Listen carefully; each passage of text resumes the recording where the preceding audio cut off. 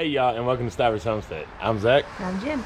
And I told you on the last video they were gonna wait till the bad weather came. Here we are. So Miss Ethel right here, last night, she was segregating herself, put herself in a stall by herself, and that's usually a sign that they're trying to get some privacy. Because she's, first off, she's very personable. She wants to be with all the other goats. She's never by herself. So that was the first sign. Go to bed, wake up this morning, she's not coming down to eat. She is also our chunkiest goat. She loves her food and she never misses mealtime. So that was the second sign for it. Shirley over here is completely loose on her ligaments. And both of them have their udders filled up. Hey. So Jen and I made the call to bring them down into the stall. Really, it was Jen's call. It was Mommy's call, wasn't it?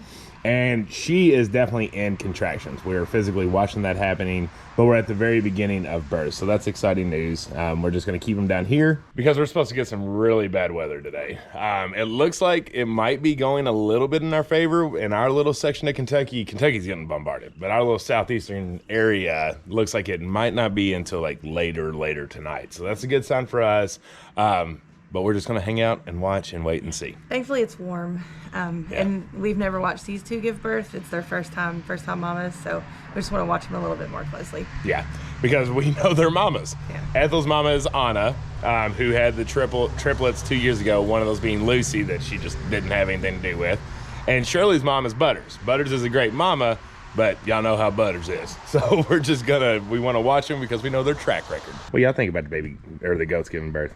I think it's gonna happen today. You think so? Not gotten to brush Raylan's hair yet. Yeah, it'd been bright and early morning. Pretty cool schooling day, huh? Yeah. Quick little side note. This is why we don't disbud anymore. See, poor Ethel's little horn she's got here. So we had disbudded the first round of babies that we had born.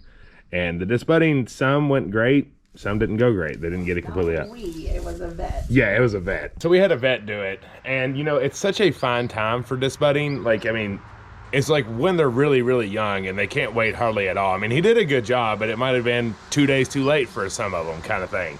And when you're having babies at different times, things could, you know, just not take as well as it should. They might be more established than they can be. But then if you go too early, you can actually get into the brain itself because their skulls are so thin. So we, as a farm, have decided that we just won't disbud anymore. The biggest thing is really with your male goats is when you have to worry about if they have their horns or not. And that's if they're aggressive. Like Samson, we have super nice buck, no issues, no worries with his horns.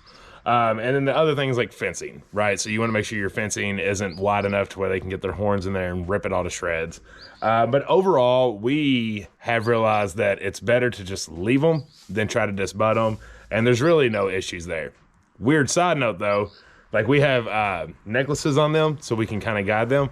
If you have horns, you do have a little bit of help on your end if you needed to get a hold of them and get a hold of them quick, because it's something to hold on to. So just wanted to acknowledge that because you're staring at her really messed up horn and wanted to explain why that happened. It was just a disbudding that didn't go exactly right. Well, we're taking a little break because they are at the very early stages, so it's going to be a little while. But meanwhile, look at this. Look at all them pretty eggs. Beautiful eggs. Obviously, I don't want to be washing them, but it is law to be able to sell them at the store. Water. Sorry. Say it again, just in case I didn't hear you.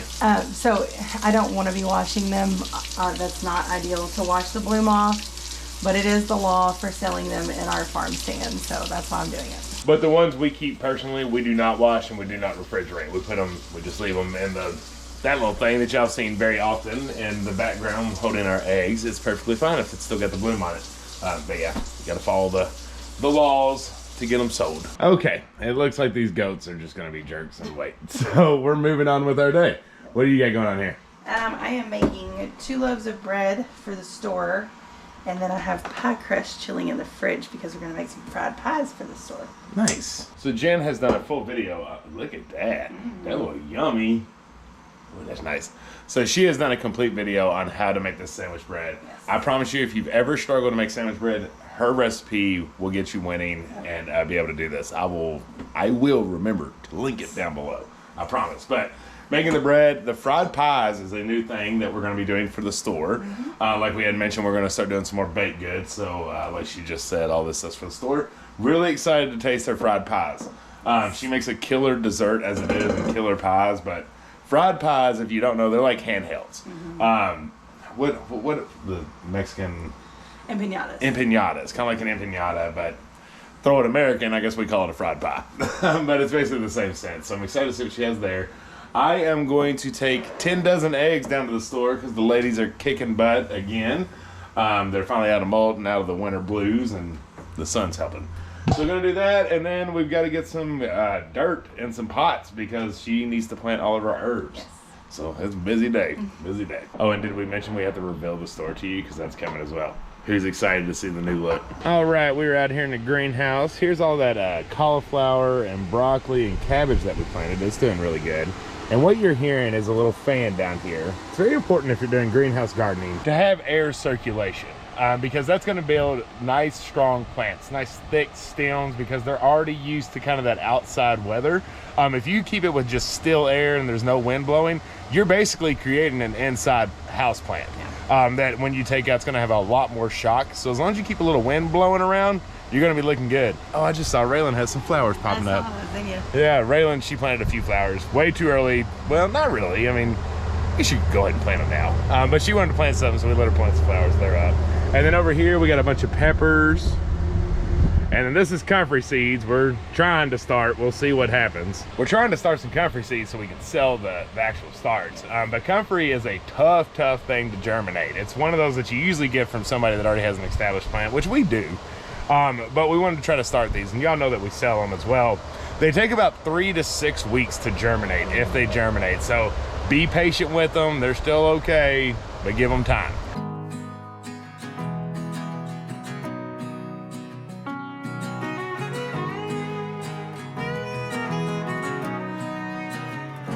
All right, so I love these Hoss trays, their bottom trays that they have, because when you're up potting, they can hold so many cups. So it's got 28 of these cups.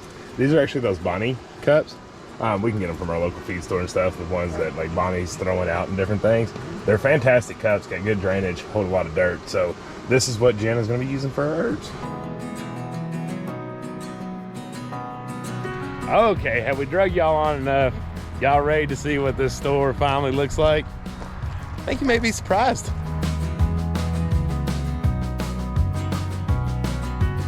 Okay, so when we last left you all had seen just a little piece of the ceiling that we had completed, but it gave you an idea of what it was gonna look like. From there on, we were on a mad dash the next day to get this completely done. So you're seeing a time lapse right now of Jed and I working our butts off, literally from the moment chores got done till it was pitch black dark. And then today we were able to get something else done that we'll show you here in just a minute.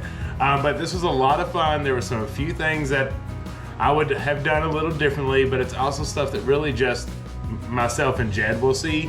When it comes to the functionality of the ceiling itself, the job is definitely going to be done. I think one of the biggest surprises for me though was the beauty that truly came out of it. I am truly shocked on a $1.90 board per board. Ended up using 132 of them on how pretty this turned out. So, who's ready to see it? So here is the completed ceiling with lights and the ivy added back into it. Y'all, it turned out perfect. Man, I love how this thing turned out. It looks so good. The dome, where it curves over, you can't really tell well on the camera. It lined up perfectly. And then on the edges over here, the last one that we had, you know, we were able to get this cut up real nice, and it's just, I'm so happy with how it turned out. What do you think, babe? I love it. I mean, we picked the pine boards because it was cheap and easy, but I don't think it could be prettier. I mean, if you don't pay too much attention, you're like, oh, it's tongue and groove, you know, if you don't look at the other spots, but I mean, it's absolutely gorgeous, and it was so easy and cheap and free. Not free, but cheap. And I love the lights and the ivy back. That makes it great. And I think we're gonna plan to like hang some stuff from the ceiling, probably in the dome area so that people don't hit their head. But it's gorgeous. It actually finally makes it look done after a year. Yeah, it really does. Now, of course, you could do some trim and stuff like that, but it's not necessary. Turn them lights off real quick. We'll really just fill it. I can't picture it differently now. Yeah, I can't either. It's crazy. I mean, it's totally changed the look of this place, and I'm just backing up so you can kind of see. It's just totally different on what we had beforehand, and different in a good way, though. But let me talk to you about some of the things that we did and why we did it. So 2 of the biggest questions that came from the previous video about what we were doing and how and why we were doing it. One was about the insulation. So we ended up putting a lot more insulation up in there than originally planned, but we still didn't shove it completely tight. Again, it's like a vapor lock. But because we have some gaps and it isn't tongue and groove, so there are some cracks just like a porch would be, we wanted to make sure that we had the insulation in there because it's still gonna allow stuff to escape through those cracks. So there is quite a bit of insulation that's up in there. But again, it's still gonna be a lot better than it was last year. It just might not be perfect to where it's holding everything, but good enough. Question number 2, why leave the dog ears on? Well, here was my choice. This, to the tip of this dog ear, is 6 foot. My trusses are 2 foot apart. So if I wanted to cut this dog ear off, it would not have reached this truss. I could have went all the way back here 2 foot and cut here to have it flat, but then I would have wasted a 2 foot section on 132 boards. Let you do a quick math there. That is a lot of wasted wood and a lot more boards that we would have to purchase. So I brought her down to ask her thoughts. We collectively made the decision that it wasn't worth wasting that wood. No, not at all. Yeah, and then we also wanted to keep this as cheap as possible. So that's the reason that we kept the dog ears on there. But again, it's a sacrifice we made for a $1.98 board. It gives it character. It does give it character. I like it. You know, when you're looking up, you're not paying attention to that. And like she said, we're going to be hanging stuff from the ceiling to really make it kind of that general store feel-ish. So it's going to have a lot of antiques and things that are going up there. So to us, not a big deal. And the dog ears are on the truss, so it's not like it's escaping a whole lot more of the heat out of there just with those dog ears being there. And the last thing was our skylight we had. You know, I was a little worried about covering that up because I realized, you know, we only had the 2 windows there and there and the door window. That's it. So that was really producing a lot of light in here. When we covered it up, I ain't gonna lie, I was getting a little worried because it got dark. But then Jen had this idea to put these lights up, and I love the, is it the ambiance? Ambiance of the place. I actually told Jen, I said, I feel like I'm walking into a fancy Italian restaurant where I need to make reservations at. Like it's almost like a romantic, relaxed feel in this store now, and it is pretty awesome. I love it. It's perfect. Yeah, that's pretty exciting. I think that, I mean, we're pretty much it. We could do trim, but I remind myself it's a store. I'm not worried about it. It's just a store. Yeah. I mean, you know, nobody's living here. They're going to be in here for a matter of like 10, 20 minutes maybe, and then they're probably going to be out of here. But that could be something. If we get bored, we can tinker down the way. But I think this thing's officially done. We have to put a gutter on the front. Oh, yeah. I forgot about the last gutter. That's right. That's pretty easy, though. Yeah, that'll be simple. It's just pouring off. You know, if it rains, it's like a waterfall coming on their head. Yeah. But yeah, so there is the ceiling. Let me give you a couple shots of it so you can see it.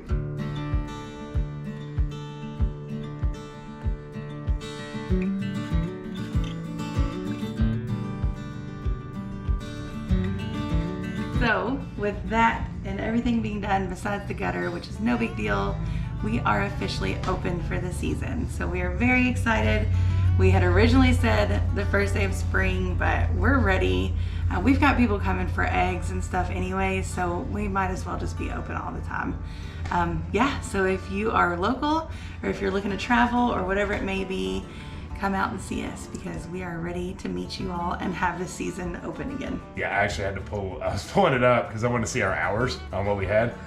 We're still currently closed on Google. So we will fix that. If you search Jenny's Farm Stand in Barbourville, Kentucky, it'll pull up the address, our hours, and all that stuff. We'll make sure by the time this video is posted that is fixed. Yes. It says temporarily closed because we were closed for the season, but we'll change that back out. I believe it is 10 to 5 Monday through Friday, and then 10 to 2 on Saturday. Yes, now some Saturdays we will not be open. Okay. So if you are traveling, please check the Facebook page before you do, because we will always post on there if we're not going to be open for that day. We're not able to be here every Saturday, it's just not possible. So, but through the week we will be here unless we have some kind of appointment or meeting to go to. Yep. And we're excited. We're very excited. Come on out. Yeah, she actually just made some bread too, Yes. and we already talked about this, but as soon as this wraps up, we're gonna go make the fried pies. Yep, and we sold eggs today. Yeah, so it is up and operational. We'll start putting the flags back out at the end of the road, so that makes it easier to see farm fresh eggs, produce, stuff like that.